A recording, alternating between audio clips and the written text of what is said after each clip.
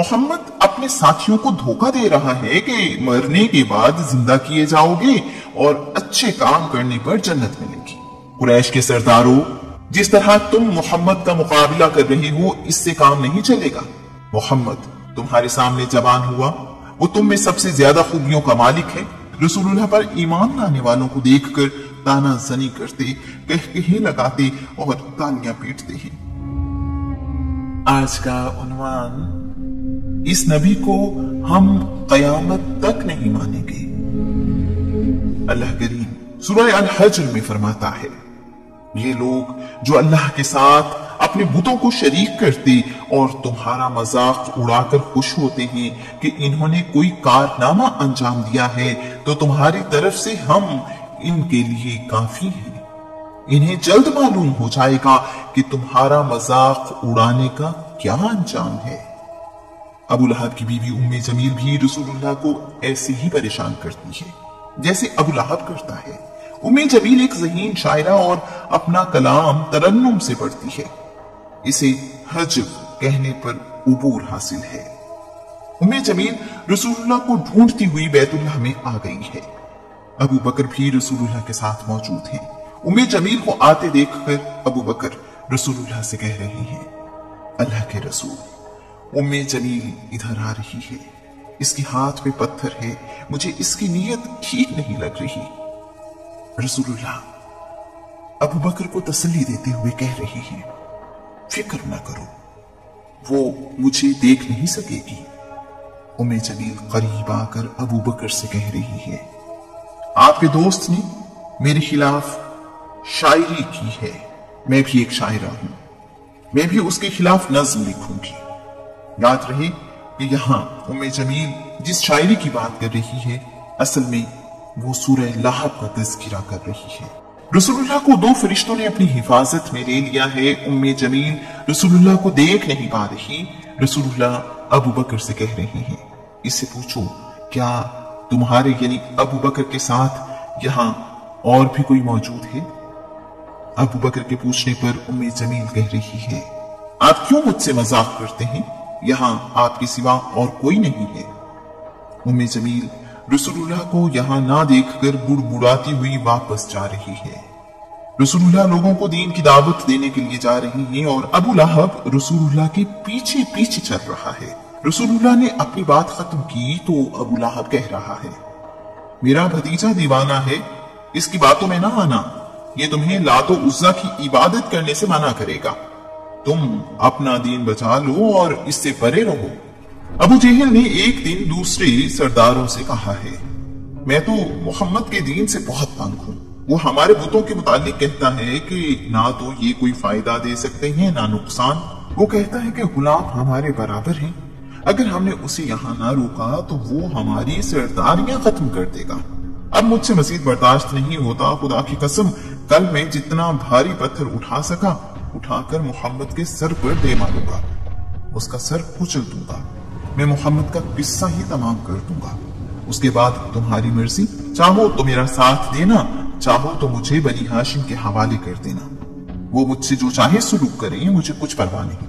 यहाँ बैठे हुए सरदारों ने इस बात को पसंद करते हुए अबू जहल का साथ देने का वादा किया है। अगले सुबह अबू जहल एक भारी पत्थर काबा में अपने पास रखकर रसूलुल्लाह का इंतजार कर रहा है। रसूलुल्लाह आकर हजर अस्वद और रुकने यमानी वाली दीवार की तरफ मुंह करके नमाज अदा कर रहे हैं। इस तरह क़िबला अव्वल बैतुल मक़दिस और काबा दोनों ही एक समत में होते हैं। रसूलुल्लाह ने नमाज अदा करना शुरू की है।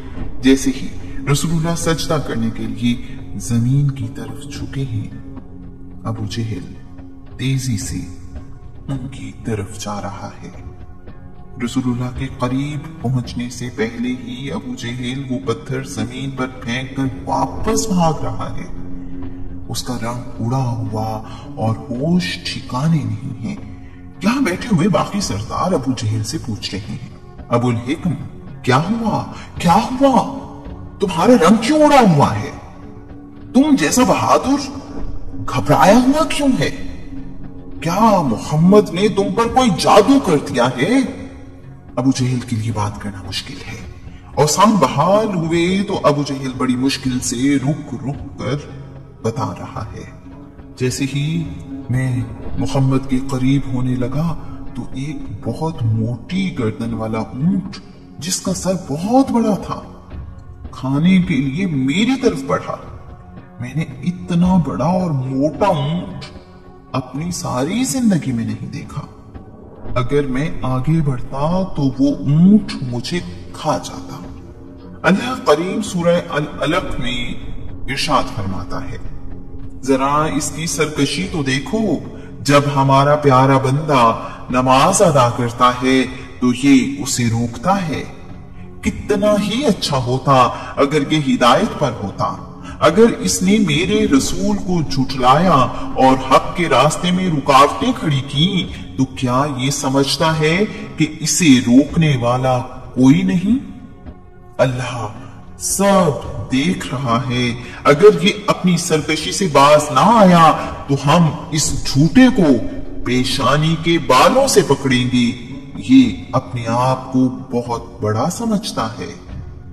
کچھ دن بعد ابو جہل پھر سے کہہ رہا ہے، اگر میں نے محمد کو کعبے میں عبادت کرتے دیکھا تو میں اس کی گردن اپنے پاؤں کے نیچے دبا کر اسے ختم کر دوں گا۔ رسول اللہ کے علم میں ابو جہل کی بات آئی تو آپ صلی اللہ علیہ وآلہ وسلم نے کہا ہے، ابو جہل نے ایسا کرنے کی جرت کی تو فرشتے پکڑ کر اس کے ٹکڑے ٹکڑے کر دیں گے۔ یہ سب کچھ لوگوں کے سامنے ہوگا۔ ابو جہل کو جرت نہیں ہوئی کہ وہ ایسا کر سکے۔ کسی اور دن ابو جہل نے رسول اللہ صلی اللہ علیہ وآلہ وسلم کو نماز ادا کرتے دیکھ کر سخت لہجے میں کہا ہے، میں نے تمہیں یہاں نماز پڑھنے سے منع کیا تھا۔ تمہیں معلوم نہیں جتنے دوست میرے ہیں کسی اور کے اتنے دوست نہیں ہیں۔ میں ابھی اپنے دوستوں کو بلاتا ہوں اور تمہیں سبق سکھاتا ہوں۔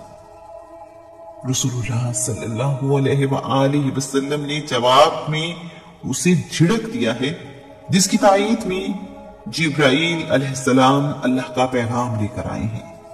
اسے کہیے کہ وہ اپنی مجلس کے دوستوں کو بلا لے جس پر وہ غرور کرتا ہے، ہم بھی اپنے فرشتوں کو بلا لیں گے۔ ایسا کئی بار ہوا ہے کہ ابو جہل نے نماز کے دوران رسول اللہ کو مارنا چاہا، ہر بار اسے ناکامی ہوئی۔ کبھی آسمان کو دیکھ کر ڈر گیا تو کبھی آگ کی خندق اپنے اور رسول اللہ صلی اللہ علیہ وآلہ وسلم کے درمیان دیکھی ہے۔ کہتے ہیں میں اس وقت کعبہ میں موجود تھا، لیکن اتنی ہمت نہیں رکھتا تھا کہ ان سرداروں کی موجودگی میں رسول اللہ کے جسم سے گندگی ہٹا سکتا۔ رسول اللہ کی آواز سن کر پریشان ہو گئے ہیں، ان کی ہنسی غائب اور چہرے اتر گئے ہیں، ان پر رسول اللہ کی دعا کا خوف طاری ہو گیا ہے۔ نازک ہاتھوں سے اس گندگی کو اپنے بابا کے کندھوں اور گردن سے ہٹا رہی ہیں۔ سیدہ نے رسول اللہ کے چہرے پر موجود گندگی کو اپنے کرتے اور دامن سے صاف کیا تو رسول اللہ ٹھیک سے سانس لے سکے ہیں۔